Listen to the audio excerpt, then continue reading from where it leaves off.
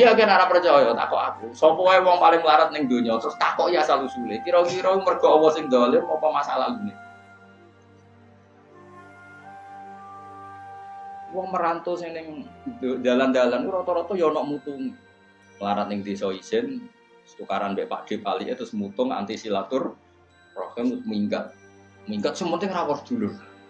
Lho, padahal ngendikane Kanjeng Nabi, paling cepet dadekno sumpeke rezeki adalah Bismillahirrahmanirrahim.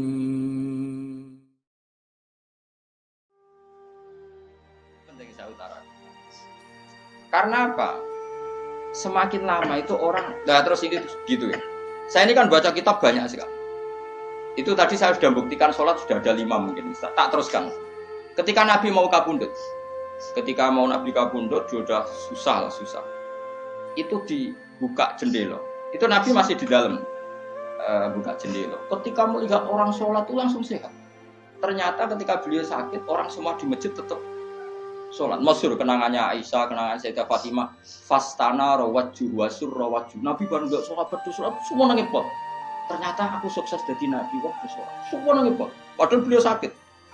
Sudah usi barok, sudah pakai belenggu, sudah di kepalanya sudah diasbu, sudah dimaksud.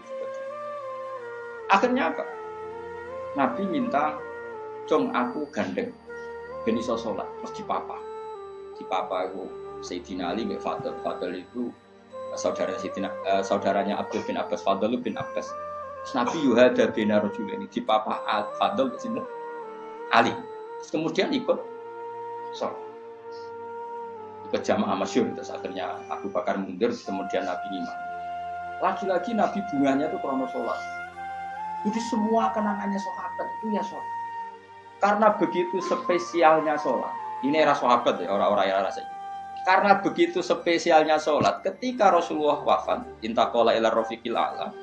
Ini dengerin betul ya, Pak. Paling tidak kita pernah punya pikiran kayak orang waras. Jadi kesuwan kayak berpikir orang waras, ini tak tobat no. Kemudian ketika Nabi wafat, intaqala ila rafiqil a'la. Apa komentar para sahabat? Siapa khalifahnya Rasulullah? Ya orang yang disuruh Nabi sholat. Kata alasan mereka, jabatan negara itu sepele. Wong sholat sepenting itu saja Abu Bakar sing kon dadi imam. Saya ulang lagi cara berpikir sahabat. Jabatan presiden, jabatan khalifah itu cemen. Wong urusan dunia wae. Wong urusan sepenting sholat wae sing sowan pangeran dikongkon mimpin Abu Bakar. Apa meneh terima urusan dunia ben Abu Bakar. Itu ukurannya kelayakan jadi pemimpin itu juga sholat gitu Pak. Paham ya? Mulane ana kontestasi imam, paham? Tapi gak tapi Gus. Akal-akalan zaman modern itu akal-akalan iki cerita. Mulane tak koi iku zaman sahabat terus akiasno.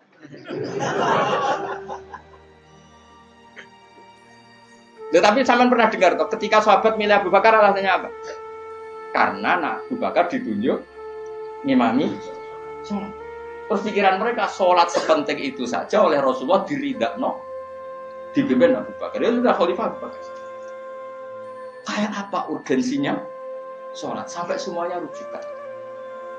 Terus Nabi juga ngendikan, "Somben jong kowe nek ning mahsyar iku amaliyane ora pati dihisab. Pertama dihisab iku sholat, terus salat Allah terus liyane lagi-lagi sholat yang dipuji." Tapi sekarang orang Islam modern itu koyo LSM. Jadi pikirannya itu gimana supaya orang kaum marginal itu sing ndi ora roh. Supaya ke tengah. Berarti koyo pemain bal, itu rumus-rumusnya kok pemain bal. Orang yang termarginalkan supaya di tengah. Orang-orang miskin bisa dibasmi. Oleh basmi piye malaikat Mikail ora kepen rezekine ngentekno. Jadi wis gak pikir sampai wong melarat ora salat luwih dibela timbang wong mapan salat. Mergo wong mapan salat jenenge berjuwis. Nek wong ora salat tapi melarat iku kaum pinggiran. LSM senengane bela kaum pinggiran. Padahal iso wae Allah ngukum wong ora salat rezekine angel. Sing sering salat diparingi barokah urip rezekine jembar. Tapi sebagian wong-wong LSM ya ora kabeh tapi kakean sing ngene iki, paham ya. Sing salat mapan nggo mobil dianggap berjuwis, anti sosial. Sing ora salat terus Allah ngukum melarat, tetep dibela-bela mergo napa marji. Ngene kejogeman melok ngono niku iku wong Islam. Kejogeman iso wae dekne melarat mergo uripe boros. Duwe dhuwit sithik dienggo narkoba, sithik nggo bokeng wong wedok, terus melarat. Bareng melarat, bokong melarat tetep mbok bela mati-matian. Itu tak koki pangeran itu piye? Iku tak hukum malah mbok bela gitu piye.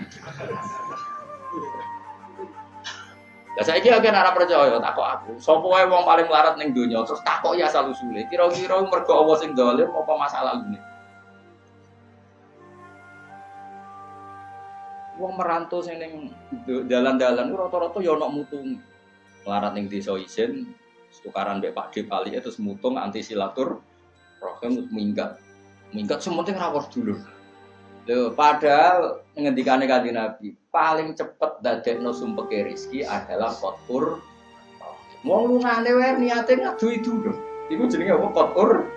Terus dihukum mbek pangeran merantau Kang Ela. Tapi saya tidak nuduh semua orang seperti itu. Tapi aku yakin nggak mungkin seperti ini tanpa sebab. Terus bela-bela nih. Mereka kowe mau dikoedah marginal berjuis, apa? Marginal. Kalau pikiran ini terus, nanti kita kayak zaman PKI kan. Saya tuh punya kenalan gus-gus banyak di Kediri, di Madiun, di mana-mana. Itu dulu PKI Madiun, PKI Kediri, PKI mana-mana di daerah sana itu. Mangkel kiai dari kiai dianggap koyok bos berjuis. Santri yang kerja ngurumat apa kebon kiai ini tengok-tengok ning omah untuk setoran. Jadi nganggep kiai koyo ketua geng. Mergo kiai ini ning omah tengok-tengok mulang. Engko santrine ngurusi kelapane, ngurusi panenane terus disetor. Nah, makanya antarane kiai ketua geng. Terus sing dekne ku belok kau melarat. Kok melarat itu Kang Ela. Akhirnya gerakan sama rata sama. Itu korban pertama PK. Mergo dekne ora ro ibadah. Dadi wong sing diparingi jebar kaya kula ini kan mulang. Terus rukin salam template, jaga ketua preman terus setoran ngono ae. Kira-kira. Yo mati yo jenenge wong bingung kabeh diprovokasi ngono iku yo. Akhirnya pertama yang dilibas PKI yo kiai, perkarane provokasine ngono iki. Oke agak arek kiai aku anak kiai putune kiai itu terus cerita. Padahal kiai-kiai iku makan mergo barokah wa taqillah Allahu makhraja. Mesti ora ono wong takwa ora diurusi pengen. Kulo niku yo ora pati pinter pergawe tapi yo kerupat ya pengen. Umum yang kaji kulo yo kaji. Umum yang Pak Yurabi yo rabi. Cara aku butuh wae untuk akeh kan cuma yo. Pokoke gampang kabeh cara gelem. Cuma iki kan njogo toleransi. Sampai wong ora payu-payu iku. Saya tuh pernah itu ngisi seminar di Madura di Bata-Bata. Pondok paling besar di Madura namanya termasuk pondok paling besar itu Bata-Bata sama Gus Yoko. Itu cerita Gus kalau di sini orang alim. Oh paling ini kakak dikasihkan, masih dikasih uang sama calon mertua. Kalau Anda ingin, nanti pulang bisa bawa langsung. Ini Madura, negara Islam. Yang pemandunya itu bilang gitu. Waduh. Aku ngaku kesuwen dari kiai Jawa Tengah. Kesuwen ra tau roh ngono-ngono iku. Jadi kok kaget tuh, masa gitu ya?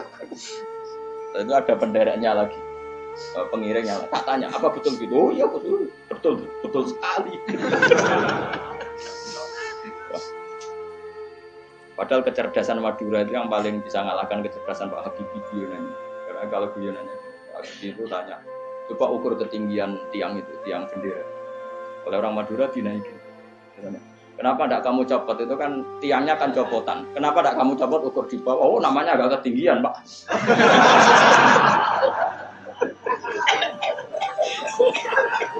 Makanya guyonannya, ya itu guyonan. Habibie itu belum pernah debat kalah kecuali nggak diborong.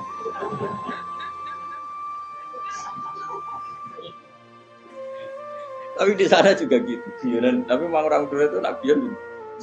Orang Madura tak tanya, memang guyonannya goyo. Orang Madura cerdas-cerdas, jadi wong sing ra iso bayangno.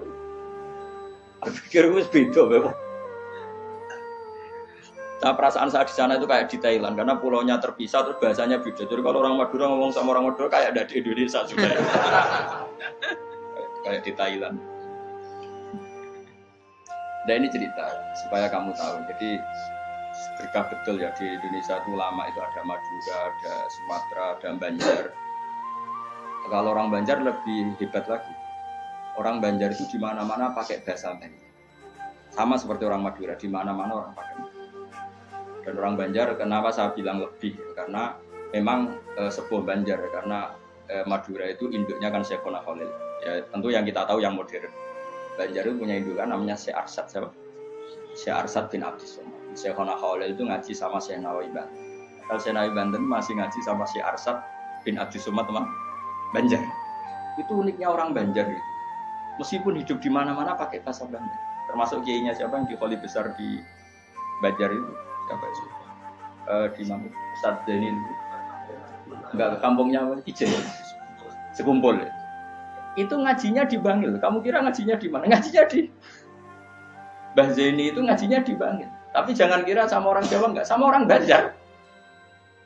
Ngajinya di Bangil. Dan kiainya ya orang Bangil, tapi beliau orang Banjar. Mucalnya ya pakai bahasa Banjar. Sehingga orang Bangil enggak bisa ngaji sama kiai itu karena ini bahasa apa itu? Jadi sudah hidup di Bangil itu tetap pakai bahasa. Kalau kita kan Islam Nusantara, jadi koyo iya.